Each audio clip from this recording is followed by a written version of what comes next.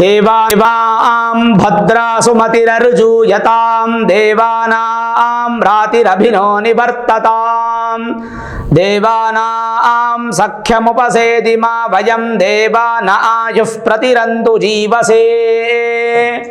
ಶ್ರೀ ಗುರುಭ್ಯೋ ನಮಃ. ಹರಿ ಓಂ. ಆತ್ಮೀಯ ಪ್ರಿಯ ಪ್ರೇಕ್ಷಕ ಮಿತ್ರರೇ, ನಿಮ್ಮೆಲ್ಲರ ಜೀವನ ಸುಖಕರ, ಕ್ಷೇಮಕರ, ಲಾಭಕರವಾಗಿರಲಿ ಅಂತ ನನ್ನ ಆರಾಧ್ಯ ದೇವಿ ಹೊರನಾಡು ಅನ್ನಪೂರ್ಣೇಶ್ವರಿಯ ಪಾದಗಳಿಗೆ ನಮಸ್ಕರಿಸ್ತಾ, ಪ್ರಿಯ ಪ್ರೇಕ್ಷಕ ಮಿತ್ರರೇ, ನಾಡಿನ ಸಮಸ್ತ ವೀಕ್ಷಕರಿಗೂ ಯುಗಾದಿ ಹಬ್ಬದ ಹಾರ್ದಿಕ ಶುಭಾಶಯಗಳು. ಈ ಯುಗಾದಿ ಹಬ್ಬ ನಿಮ್ಮ ಮನಸ್ಸು, ಶರೀರ, ಕುಟುಂಬಕ್ಕೆ ಸದಾ ಸಂತೋಷವನ್ನು ಕೊಡಲಿ, ಆಹ್ಲಾದಕರವಾದ ವಾತಾವರಣ ನಿಮಗೆ ವೃದ್ಧಿಯಾಗಲಿ ಅಂತ ಆ ಭಗವಂತನೇ ನಾನು ಕೇಳ್ಕೊತೀನಿ. ಯುಗಾದಿ ಹಬ್ಬ ನಮಗೆಲ್ಲರಿಗೂ ನೆಚ್ಚಿನ ಹಬ್ಬ. ಸರಿ, ಹಾಗಾದರೆ ಯುಗಾದಿ ಭವಿಷ್ಯ ವೃಷಭ ರಾಶಿ ಹೇಗಿದೆ ನೋಡಿ.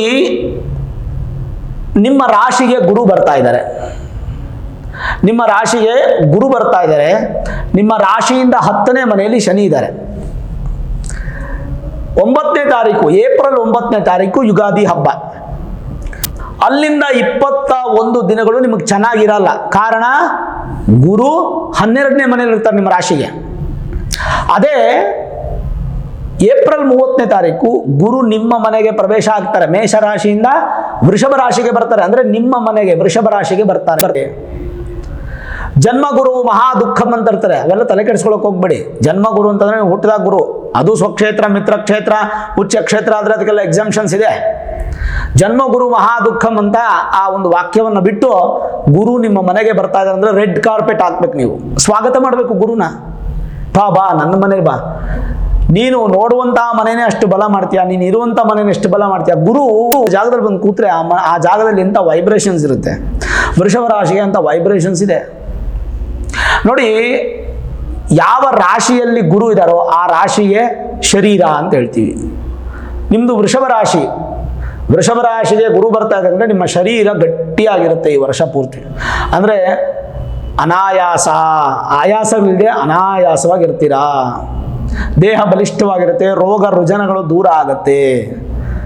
ಏಪ್ರಿಲ್ 29ನೇ ತಾರೀಕು ಅಥವಾ 30ನೇ ತಾರೀಕು ಗುರು ನಿಮ್ಮ ಮನೆಗೆ ಬರ್ತಾರೆ. ಅಲ್ಲಿಂದ ಇಡೀ ವರ್ಷ ಪೂರ್ತಿ ಗುರು ಅಲ್ಲೇ ಇರ್ತಾರೆ. ಹಾಗಾಗಿ ನಿಮ್ಮ ರಾಶಿಯಲ್ಲೇ ಇರುವಂತಹ ಗುರು ಎಂತಹ ಫಲ ಕೊಡ್ತಾರೆ ಅನ್ನುವಂಥದ್ದನ್ನು ನಾವು ನೋಡೋಣ. ಕುಂಡಲಿನಿ ಸಮೀಕ್ಷೆ ಗ್ರಂಥದ ಆಧಾರದ ಮೇಲೆ ನಾನು ಹೇಳ್ತಾ ಇದ್ದೇನೆ. ಏನು ಹೇಳುತ್ತೆ ಅದು ಬಹಳ ಸ್ಪಷ್ಟವಾಗಿ ನಾವು ತಿಳ್ಕೊಳ್ಳೋಣ.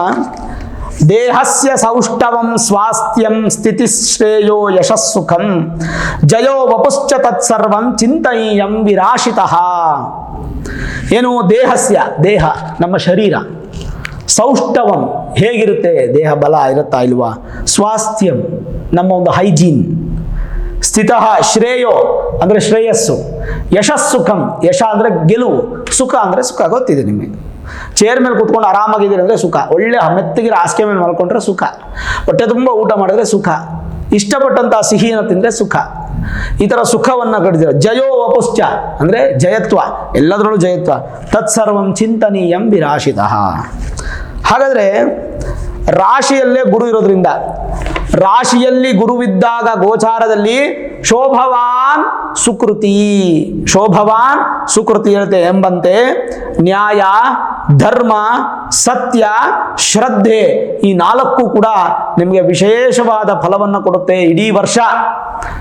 2024 ಏಪ್ರಿಲ್ 30ನೇ ತಾರೀಕಿನಿಂದ ಬರುವ ವರ್ಷ 2025 ಯುಗಾದಿ ಹಬ್ಬದವರೆಗೂ ಶೋಭವಾನ್ ಸುಕೃತಿ, ಗುರುವಿಂದ ನಿಮಗೆ ಕೆಟ್ಟದ್ದಿಲ್ಲ. ನಿಮಗೆ ಯಾರು ಗುರು ಗೊತ್ತಾ? ನಿಮಗೆ ಲಾಭಾಧಿಪತಿ, ನಿಮಗೆ ಲಾಭವನ್ನು ಕೊಡುವಂಥವನು ಗುರು. ವೃಷಭ ರಾಶಿಗೆ ಲಾಭವನ್ನು ಕೊಡುವಂಥವನು ಗುರು.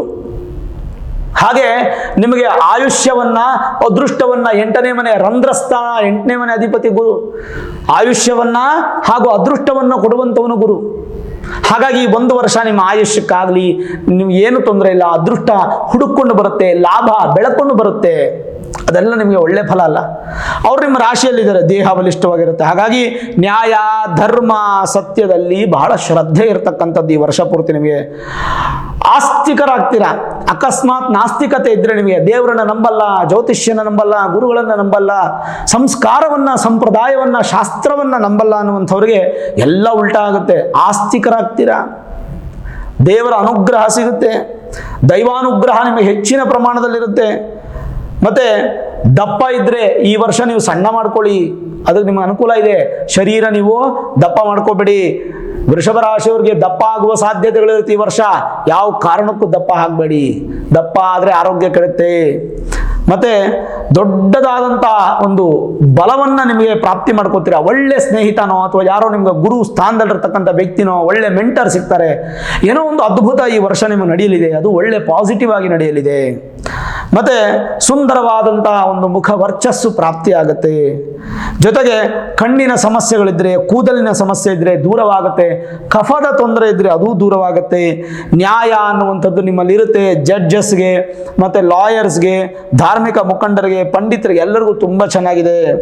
ಮತ್ತೆ ರೋಗಗಳು ಅಂದರೆ ನಿಮಗೆ ಈ ಕೊಲೆಸ್ಟ್ರಾಲ್ ರಿಲೇಟೆಡ್ ಇಶ್ಯೂಸು, ಅಂದರೆ ಕೊಬ್ಬಿನ ಅಂಶದ ತೊಂದರೆಗಳು, ಹಾರ್ಟ್ ರಿಲೇಟೆಡ್ ಇಶ್ಯೂಸು ವೃಷಭ ರಾಶಿಯವರಿಗೆ ಬರಬಹುದು. ಬರುತ್ತೆ ಅಲ್ಲ, ಅದಕ್ಕೆ ನಿಮ್ಮ ಮೂಲ ಜಾತಕ ಸಪೋರ್ಟ್ ಮಾಡುತ್ತೆ ಅಲ್ವ ನೋಡಬೇಕು, ಅದನ್ನು ತಿಳ್ಕೊಳ್ಳಿ. ಮತ್ತೆ ಸಿಹಿ ಮೂತ್ರದ ರೋಗ, ಡಯಾಬಿಟಿಕ್ ಈಗಾಗಲೇ ಇರೋರಿಗೆ ಏನೂ ತೊಂದರೆ ಇಲ್ಲ, ನೀವು ಬ್ಯಾಲೆನ್ಸ್ ಮಾಡ್ಕೊಳ್ಳಿ. ದಪ್ಪ ಆಗಬಾರ್ದು ಅಂತ ಹೇಳಿದೆ, ದಪ್ಪ ಆದರೆ ನಿಮಗೆ ಈ ಒಂದು ವರ್ಷದಲ್ಲಿ ಸಿಹಿಮೂತ್ರ ರೋಗ ಬರುವಂಥ ಸಾಧ್ಯತೆಗಳಿರುತ್ತೆ. ಆದರೆ ಬಲಿಷ್ಠವಾದಂಥ ಶರೀರವನ್ನು ಭಗವಂತ ನಿಮಗೆ ಕೊಡ್ತಾ ಇದ್ದಾನೆ, ವಿಶೇಷ ಫಲಗಳನ್ನು ನಿಮಗೆ ಕೊಡ್ತಾ ಇದ್ದಾನೆ. ಅಕಸ್ಮಾತ್ ನಿಮ್ಮದೇನಾದರೂ ಮೂಲ ಜಾತಕ ನೋಡ್ಕೊಳ್ಳಿ, ನಿಮ್ದೇನಾದರೂ ಧನುರ್ ಲಗ್ನ, ಮೀನ ಲಗ್ನ, ಕರ್ಕ ಲಗ್ನ, ವೃಶ್ಚಿಕ ಲಗ್ನ, ಮೇಷ ಲಗ್ನ ಆಗಿದ್ರೆ ಇನ್ನೂ ಅದ್ಭುತ. ಅದಕ್ಕೆ ನಿಮ್ಮ ಮೂಲ ಜಾತಕವನ್ನು ಒಳ್ಳೆ ನುರಿತ ಜ್ಯೋತಿಷ್ಯರಿಗೆ ತೋರಿಸ್ಕೊಳ್ಳಿ, ಹೈಯರ್ ಅಸ್ಟ್ರಾಲಜಿ ಪ್ರೆಡಿಕ್ಷನ್ಸ್ ಅನ್ನು ಮಾಡಿಸಿ. ಏನಾದರೂ ಬದಲಾವಣೆಗಳಿದ್ರೆ ಸಣ್ಣ ಸಣ್ಣ ಪರಿಹಾರಗಳು ಮಾಡ್ಕೊಳ್ಳಿ, ಖಂಡಿತವಾಗಲೂ ತುಂಬ ಚೆನ್ನಾಗಿರುತ್ತೆ. ಅನಿಷ್ಟ ಫಲಗಳೆಲ್ಲ ದೂರವಾಗುತ್ತೆ. ಯಾವುದೇ ತರದ ಕೆಟ್ಟ ದೋಷಗಳು ಅನ್ನುವಂಥದ್ದು ಈ ವರ್ಷ ಬರದೆ ಗುರು ನಿಮ್ಮನ್ನು ಕಾಪಾಡ್ತಾನೆ, ಲಾಭವನ್ನು ಕೊಡ್ತಾನೆ, ಅದೃಷ್ಟವನ್ನು ಕೊಡ್ತಾನೆ, ಶರೀರದ ಬಲವನ್ನು ಕೊಡ್ತಾನೆ, ಜಯತ್ವವನ್ನು ಕೊಡ್ತಾನೆ, ಒಂದು ಮೆಂಟರನ್ನು ಕೊಡ್ತಾನೆ, ಆಪರ್ಚುನಿಟೀಸ್, ಆಫರ್ಸ್ ಅನ್ನು ಕೊಡ್ತಾನೆ. ಅದನ್ನೆಲ್ಲ ಕರೆಕ್ಟಾಗಿ ಯುಟಿಲೈಸ್ ಮಾಡ್ಕೊಳ್ಳಿ. ಖಂಡಿತ ನಿಮಗೆ ಅಭಿವೃದ್ಧಿ ಅನ್ನುವಂಥದ್ದು ಗುರುವಿಂದ ನೀವು ಕಾಣಬಹುದು. ಆಯ್ತು, ಹಾಗಾದ್ರೆ ಶನಿಯಿಂದ ಏನು ಫಲ? ಶನಿ ನಿಮಗೆ ದಶಮ ಸ್ಥಾನದಲ್ಲಿದ್ದಾರೆ. ವೃಷಭ ರಾಶಿಯವರಿಗೆ ಶನಿ ಎಷ್ಟನೇ ಮನೆಯಲ್ಲಿದ್ದಾರೆ? 10ನೇ ಮನೆಯಲ್ಲಿದ್ದಾರೆ. 9ನೇ ಮನೆ ಅಧಿಪತಿ ಹಾಗೂ 10ನೇ ಮನೆ ಅಧಿಪತಿ. 10ನೇ ಮನೆ ಏನು ಗೊತ್ತಾ? ಕರ್ಮಸ್ಥಾನ, ಅಂದರೆ ವೃತ್ತಿ ಸ್ಥಾನ. ಹಾಗೆ 10ನೇ ಮನೆ ನಿಮಗೆ ವಿಶೇಷವಾದ ಬಲ ಕೊಡುತ್ತೆ. ಆ 10ನೇ ಮನೆ ಅಧಿಪತಿ ಯಾರು? ಶನಿನೇ. ಆ 10ನೇ ಮನೆ ಅಧಿಪತಿ ಶನಿ 10ನೇ ಮನೆಯಲ್ಲೇ ಇದ್ದಾರೆ. ಈ ವರ್ಷ ಪೂರ್ತಿ ಇರ್ತಾರೆ. ಬರೋ ವರ್ಷ 2025 ಇದೆಯಲ್ಲ, ಮಾರ್ಚ್ 28ರವರೆಗೂ. ಅದಾದ್ಮೇಲೆ ಒಂದು ತಿಂಗಳು ಇರಲ್ಲ ಬಿಡಿ ಶನಿ, ಆ ಟೈಮ್ ಚೆನ್ನಾಗಿರಲ್ಲ, ನೋಡ್ಕೊಳ್ಳೋಣ. 11-12 ತಿಂಗಳು ಆದ್ಮೇಲೆ ಕತೆ. ಇವಾಗ ಏನು ಅರ್ಜೆಂಟ್ ಏನಿಲ್ಲ, ಅಷ್ಟರವರೆಗೂ ಸೂಪರ್ ಆಗಿದೆಯಾ. ಬರೋ ವರ್ಷ ಮಾರ್ಚ್ 28ರವರೆಗೂ ತುಂಬ ಚೆನ್ನಾಗಿದೆಯಾ. ಹಾಗಾಗಿ ಏನು ಭಯ ಪಡೋ ಅವಶ್ಯಕತೆ ಇಲ್ಲ. ದಶಮಾಧಿಪತಿ ದಶಮ ಸ್ಥಾನದಲ್ಲಿದ್ದಾರೆ. ವೃತ್ತಿ ಸ್ಥಾನ, ಉದ್ಯೋಗದಲ್ಲಿ ಎಂದೂ ಕಾಣದಂತಹ ಸಕ್ಸಸ್. ಹೊಸ ಉದ್ಯೋಗ ನಿರೀಕ್ಷೆಲಿದ್ರೆ ಸಕ್ಸಸ್. ಏನಾದರೂ ಚೇಂಜ್ ಮಾಡಬೇಕು ಅಂದ್ರೂ ಸಕ್ಸಸ್. ಅದರ ಜೊತೆ ಪ್ರಮೋಷನ್ ಬೇಕು, ಇನ್ಕ್ರಿಮೆಂಟ್ ಬೇಕು, ವಿದೇಶಕ್ಕೆ ಹೋಗಬೇಕು, ಈ ಥರದ ಉಪಯೋಗಗಳು. ಮತ್ತೆ ಪಾಶ್ಚಿಮಾತ್ಯದ ದೇಶಗಳಲ್ಲಿ ಕ್ಯಾನಡಾ ಆಗ್ಬೋದು, UK ಆಗ್ಬೋದು, US ಆಗ್ಬೋದು, ಫ್ರಾನ್ಸ್ ಆಗ್ಬೋದು, ಜರ್ಮನಿ ಆಗ್ಬೋದು, ಐರ್ಲೆಂಡ್ ಆಗ್ಬೋದು, ಈ ಥರದ ಪಾಶ್ಚಿಮಾತ್ಯ ದೇಶಗಳಲ್ಲಿರ್ತಕ್ಕಂಥ ವೃಷಭ ರಾಶಿಯವರಂತೂ ಅತ್ಯಂತ ಶುಭ ಫಲ. ಜೊತೆಗೆ ಭಾಗ್ಯಾಧಿಪತಿನೂ ಶನಿನೇ. ಆದ್ರಿಂದ ನಿಮ್ಮ ವಿವಾಹ ಭಾಗ್ಯ, ಸಂತಾನ ಭಾಗ್ಯ, ಗೃಹ ಭಾಗ್ಯ, ವಾಹನ ಭಾಗ್ಯ, ಹೀಗೆ ಭಾಗ್ಯಗಳು ನಿಮ್ಮನ್ನು ಹುಡುಕೊಂಡ್ಬರುತ್ತೆ. ಅಥವಾ ನಿಮ್ಮ ಸ್ವಲ್ಪ ಪ್ರಯತ್ನದಲ್ಲೇ ಭಾಗ್ಯ ನಿಮ್ಮನ್ನು ಬಂದು ವಿಶೇಷವಾದ ಫಲವನ್ನು ಕೊಡುತ್ತೆ. ಅದರಿಂದ ನೀವು ಸುಪ್ರೀತರಾಗ್ತೀರಾ, ಸಂತೋಷವನ್ನು ಪಡ್ತೀರಾ. ನೋಡೋಣ ಹೇಗಿದೆ ಅಂತಂತ. ವಿಶೇಷ ಫಲಾನಿ ಮಾರ್ಗಾಲಯ ದಾಸಸ ಕರ್ಮಾಣಿ ಆಜ್ಞಾಲಂಬನ ಮೇತತ್ ಸರ್ವಂ ಚಿಂತ್ಯಂ ಹಿ ದಶಮೇನ. ಹಾಗಾದ್ರೆ ಶನಿ 10ನೇ ಮನೆಯಲ್ಲಿದ್ದಾಗ ಏನು ಫಲ? ದಶಮದಲ್ಲಿ ಶನಿ ಇದ್ದು, ಆ ಶನಿ ಇಲ್ಲಿ ಒಂದು ಮಾರ್ಕ್ ಬರುತ್ತೆ ನೋಡಿ. ಅದಕ್ಕೆ ನಾನು ನಿಮ್ಮನ್ನು ಯಾವಾಗಲೂ ಹೇಳ್ತಿರ್ತೀನಿ, ಮೂಲ ಜಾತಕ ತೋರಿಸ್ಕೊಳ್ಳಿ, ಮೂಲ ಜಾತಕ ನಿಮ್ಮ ಜಾತಕದ ಬಗ್ಗೆ ತಿಳ್ಕೊಳ್ಳಿ. ದಶಮದಲ್ಲಿ ಶನಿ ಇದ್ದು, ಆ ಶನಿಯು ಉಚ್ಚ ಸ್ಥಾನ ಅಥವಾ ಸ್ವಕ್ಷೇತ್ರ ಅಥವಾ ಮೂಲ ತ್ರಿಕೋಣ ಸ್ಥಾನದಲ್ಲಿದ್ದರೆ, ಅಂದರೆ ತುಲಾರಾಶಿ, ಮಕರ ರಾಶಿ, ಕುಂಭರಾಶಿಯಲ್ಲಿ ಏನಾದರೂ ಶನಿ ಇದ್ದರೆ ಅಂಥವ್ರಿಗೆ ರಾಜಯೋಗದ ಫಲ. ದಶಮ ಬಹಳ ವಿಶೇಷವಾದ ಫಲ. ಅದು ಹೇಗೆ ಹೇಳುತ್ತೆ ಅಂದರೆ 1, 4, 7, 10 ಕೇಂದ್ರ ಸ್ಥಾನದ ಫಲಗಳು, ರಾಜಯೋಗದ ಫಲಗಳು ವೃಷಭ ರಾಶಿಯವರಿಗೆ. ಏನು ಹೇಳುತ್ತೆ ನೋಡೋಣ ಹಾಗಾದ್ರೆ. ರಾಜಯೋಗವನ್ನು ಉಂಟು ಮಾಡುವನು ಉಳಿದ ಸಂದರ್ಭದಲ್ಲಿ, ಅಂದರೆ ಅದಲ್ಲದೆ ಬೇರೆ ರಾಶಿಗಳಿದ್ರೆ ಚೆನ್ನಾಗಿರಲ್ಲ, ಬಟ್ ನಿಮಗೆ ವೃಷಭ ರಾಶಿಯವರಿಗೆ ಯೋಗ ಇದೆ.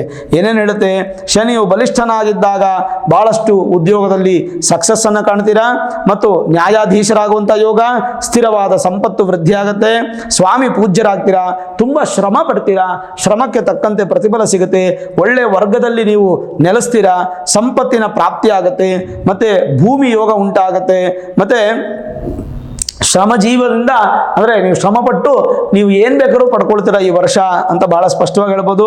ಮತ್ತು ರೇಷ್ಮೆ ವ್ಯಾಪಾರಿಗಳು, ಕೃಷಿಯನ್ನು ನಂಬಿ ಬದುಕುವಂಥವ್ರು, ಮತ್ತು ಹೈನುಗಾರಿಕೆ ಮಾಡುವಂಥವ್ರು ವಿಶೇಷವಾದ ಫಲವನ್ನು ಪಡೆಯುವಂಥದ್ದು. ಶನಿಯು ಕಾನೂನಿನ ಗ್ರಹ, ಅಂದರೆ Shani himself is A judge, ಹಾಗಾಗಿ ಕಾನೂನಿಗೆ ಸಂಬಂಧಪಟ್ಟಂಥ ಎಲ್ಲ ವಿಚಾರದಲ್ಲೂ ವೃಷಭ ರಾಶಿಯವರಿಗೆ ಸಕ್ಸಸ್ ಇರುತ್ತೆ, ಯಶಸ್ವಿ ವಕೀಲರಾಗಿರ್ತಾರ, ಮತ್ತು ವಿಶೇಷವಾದಂಥ ತಮೋಗುಣ ನಿಮಗೆ ಇರುವಂಥದ್ದು ಅದು ಕೂಡ ನಿವೃತ್ತಿಯಾಗಿ ಸಾತ್ವಿಕ ಗುಣ ಬರುತ್ತೆ, ಬಲವಾದಂಥ ಒಂದು ಶಕ್ತಿ ನಿಮ್ಮಲ್ಲಿ ಉತ್ಪತ್ತಿ ಆಗುತ್ತೆ, ಸೇವಾ ವೃತ್ತಿ, ಸ್ವಚ್ಛತೆ, ಮತ್ತು ಕಸ, ಕೂದಲು, ಉಗುರು, ಗೊಬ್ಬರ ಮೊದಲಾದ ವಸ್ತುಗಳಿಂದ ಸಂಬಂಧಿಸಿದ ಉದ್ಯೋಗ ವ್ಯಾಪಾರದಲ್ಲಿ ವೃದ್ಧಿ ಆಗುತ್ತೆ, ಮತ್ತು ಅದರ ಬಗ್ಗೆ ಶನಿಯ ಪ್ರಭಾವ ಇರುತ್ತೆ, ಮತ್ತು ವೈರಾಗ್ಯವು ಸ್ವಲ್ಪ ಪ್ರಾಪ್ತಿ ಆಗುತ್ತೆ, ಅಂದರೆ ಸ್ವಲ್ಪ ಧಾರ್ಮಿಕದ ಕಡೆಗೆ ಬರ್ತೀರಾ, ಮತ್ತು ಊಹೆ ಮಾಡ್ಕೊಳ್ಳೋದು, ಅಂದರೆ ನಾನು ಈ ಥರ ಇರಬೇಕು ಆ ಥರ ಇರಬೇಕು ಅಂತ ಯೋಚನೆ ಮಾಡೋದು, ಗೋಲನ್ನು ಇಟ್ಕೊಳ್ಳೋದು, ರೀಚ್ ಮಾಡೋದು, ತರ್ಕ ಚೆನ್ನಾಗಿ ಮಾತಲ್ಲಿ ಗೆಲ್ಲುವಂಥದ್ದು, ಪತ್ತೇದಾರಿ ಅಂದರೆ ಇನ್ವೆಸ್ಟಿಗೇಷನ್ ಜರ್ನಲಿಸ್ಟ್ ಅನ್ಬೋದು, ಇನ್ವೆಸ್ಟಿಗೇಟರ್ಸ್ ಅನ್ಬೋದು, ಪೊಲೀಸ್ ಅನ್ಬೋದು, ಅಥವಾ CBI ಏಜೆಂಟ್ಸ್ ಅನ್ಬೋದು, ಈ ಥರದ್ದು ಎಲ್ಲರಿಗೂ ಕೂಡ ಪತ್ತೇದಾರಿ ಕೆಲಸ, ರಹಸ್ಯ ವಿದ್ಯೆಗಳು, ಸೈಂಟಿಸ್ಟು, ಮತ್ತು ಅರಿವು ಅಂತಂದರೆ ಜ್ಞಾನವನ್ನು ಕೊಡುವಂಥವ್ರು, ಮೆಕ್ಯಾನಿಕ್ಕು, ತಂತ್ರಜ್ಞಾನ, ಉದ್ಯೋಗ, ಇದರ ಸಂಬಂಧಪಟ್ಟಂಥ ಎಲ್ಲದರಲ್ಲೂ ಬಹಳ ಉತ್ತಮವಾದ ಫಲ ವೃಷಭ ರಾಶಿಯವರಿಗೆ. ಮತ್ತು ಈ ಹಳೆ ಸಾಮಾನುಗಳು, ಗುಜರಿ ಸಾಮಗ್ರಿಗಳು ಇವೆಲ್ಲವನ್ನ ಒಂದು ಕಡೆ ತುಂಬಿಸಿ ಅದರಿಂದ ವ್ಯಾಪಾರ ಮಾಡುವಂಥವ್ರಿಗೂ ಕೂಡ ತುಂಬ ಒಳ್ಳೆ ಫಲ. ಜೊತೆಗೆ ಯಾವುದೇ ಉತ್ಪನ್ನಗಳ ಮಾರಾಟ, ಕ್ರಯ ವಿಕ್ರಯ, ಎಕ್ಸ್ಪೋರ್ಟ್ ಇಂಪೋರ್ಟ್ ಇದರಲ್ಲೂ ಕೂಡ ಅನುಕೂಲ ಇದೆ.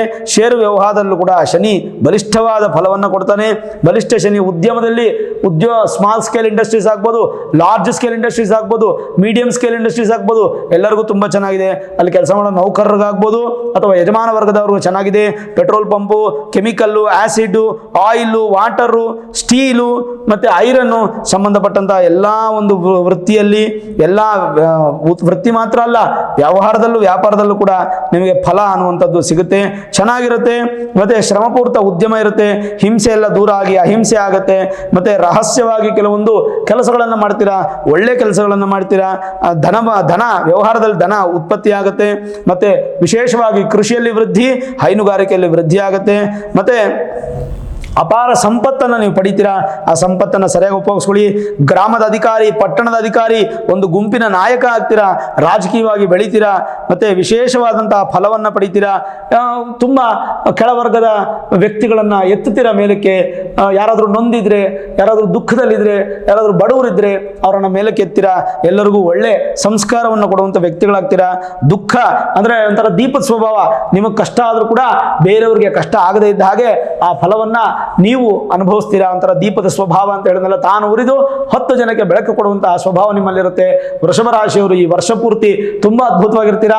ಯಾವುದೇ ಪರಿಹಾರಗಳು ಬೇಕಿಲ್ಲ, ಶನಿಗಾಗ್ಲಿ ಗುರುಗಾಗ್ಲಿ ಯಾವ ಪರಿಹಾರವೂ ಬೇಕಿಲ್ಲ.